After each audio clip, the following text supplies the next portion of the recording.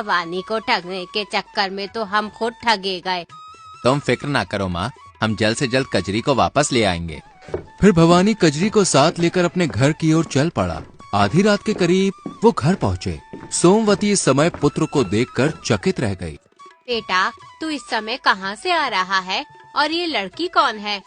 माँ, मैं आज उन दोनों ठगों को अपने जाल में फंसा कर आया हूँ। अब मैं जैसे जैसे जाल को खींचूंगा वैसे वैसे उन ठगों को नानी याद आती जाएगी। तब भवानी ने कजरी के बारे में सोमवती को बताया। सारी बात जानकर सोमवती घबरा उठी। बेटा, तू उन दोनों को मात देकर आया है, इसलिए अब वो तेरे से खार खाए बैठे होंगे।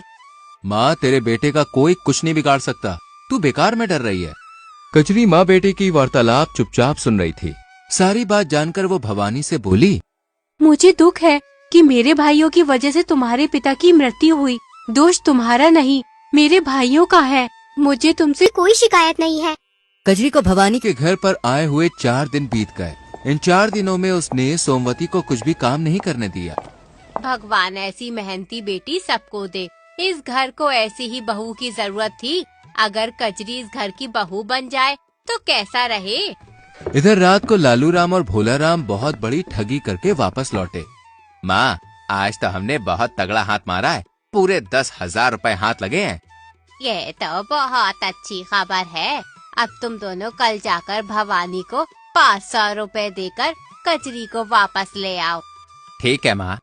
उधर 5वें दिन सुबह भवानी कजरी से बोला, आज तुम्हारे दोनों भाई तुम्हें लेने आएंगे, क्या तुम उनके साथ जाना चाहोगी? नहीं, अब मैं उनके साथ नहीं जाऊंगी। तुम्हारी दुख भरी कहानी सुनकर मुझे अपने भाइयों से घृणा हो गई है। ठीक है, अब मैं जैसा कहूँ वैसा ही करना। इससे पहले कि तुम्हारे दोनों भाई यहाँ पे आ पहुँचे, तुम बढ़िया पकवान बनाकर तैयार कर लो।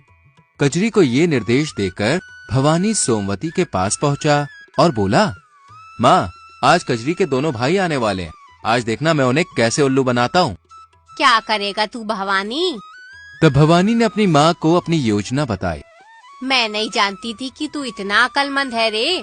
अब मुझे विश्वास हो गया है कि तू उन दोनों ठगों के छक्के छुड़ा कर रहेगा। भवानी आंगन में पहुंचा। वहाँ 2 बकरियां खड़ी हुई थी। उसने एक बकरी को साथ लिया और गांव के बाहर की ओर चल दिया।